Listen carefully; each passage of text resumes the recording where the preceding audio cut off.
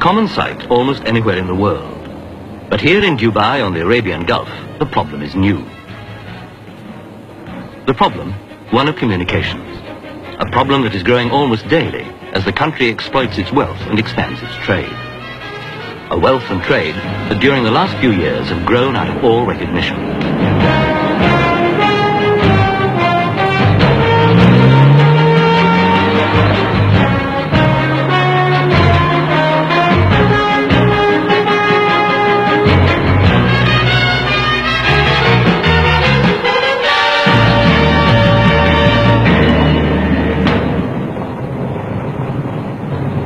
For many years, the twin towns of Deira and Shindagar were linked by a single bridge, which, though now twinned, still causes delays due to the opening of bascules.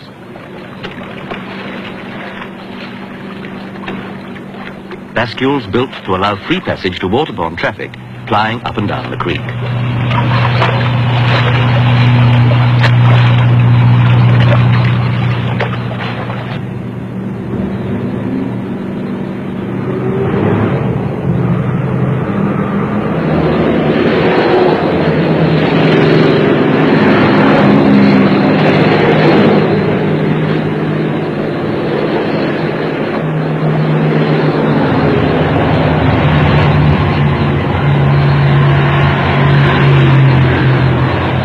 Sheikh Rashid bin Saeed Al Maktoum, the ruler of Dubai, therefore commissioned Sir William Halcrow and partners to carry out a feasibility study for a new and more direct link between the two towns.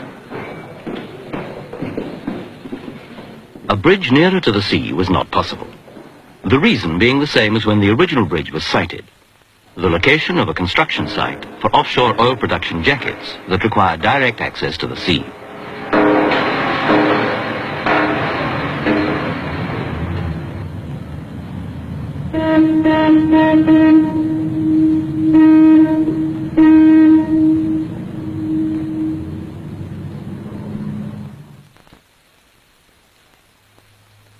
The route down to the sea, therefore, through the core Dubai, had to remain open at all times.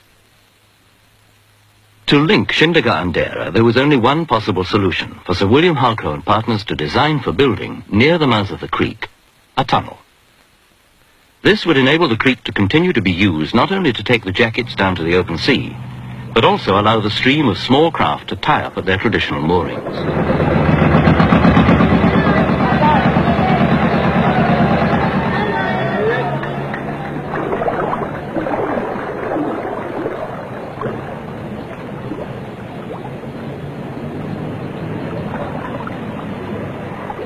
An added advantage of a tunnel would be its proximity to Port Rashid, also designed by Sir William Halcrow and partners, and recently completed by Costain Civil Engineering Limited, who were now awarded the contract for constructing the tunnel. Preliminary studies demonstrated the feasibility of both immersed and dry methods of construction. Costain, however, elected to build the tunnel in the dry. Stage 1 envisaged the dredging back of the Deira bank to form a new channel for shipping, and the building of a coffer dam out into the creek from the Shindagar side.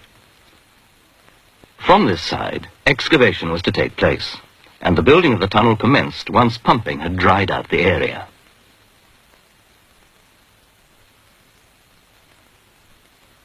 Stage 2 would be to create an island in the middle of the creek, reopen the original navigable channel, now between the island and Shindagar, close the diverted channel, build a new coffer dam linking the island and the Deira bank, pump the area dry, and start building the tunnel from Deira towards the island. Finally, on completion, the original bank would be reinstated. This was the plan.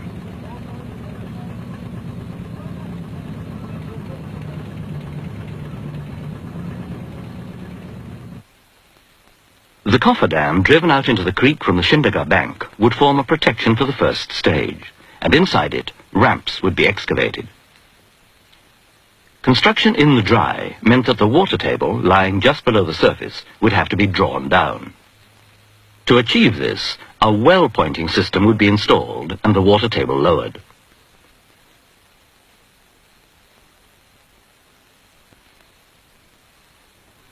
A progression of well points installed at increasingly lower levels would enable excavation to continue.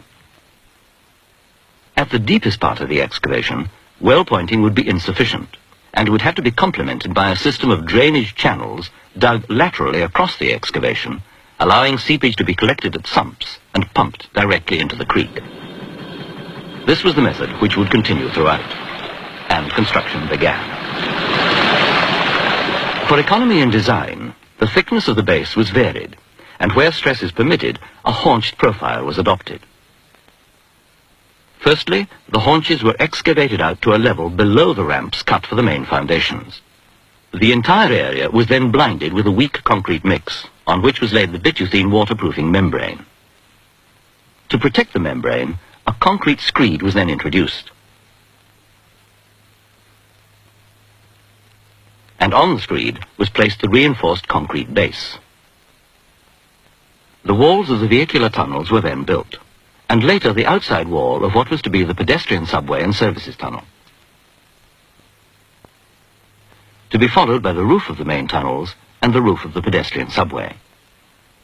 Each operation continuing simultaneously at an agreed distance one behind the other, governed by the gain in strength of the previous concreting operation.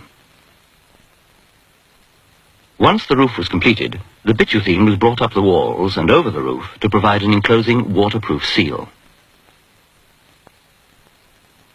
Protection for the bituthene covering the outside walls was provided by concrete blockwork, and for the roof by a concrete screed.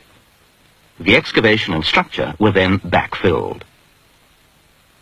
The roof of the section of tunnel below the navigable channel of the creek was given extra protection against possible damage by shipping by the placing of a layer of rock armoring. Once the work from the Shindaga side had advanced to the full extent of the Kotha Dam, the island was formed, and work commenced from the Dera bank, and the tunnel completed.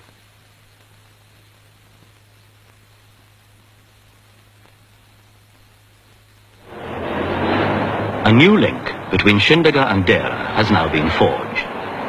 A new efficiency within Dubai created, and the most modern tunnel in the Gulf is now in operation.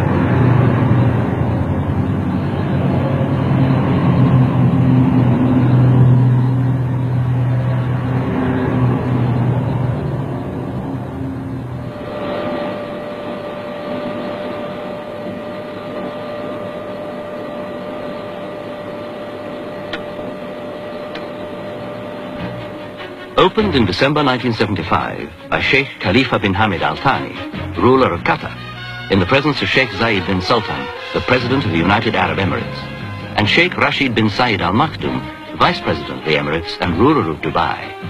It marks yet another step forward in their close cooperation and design for the future.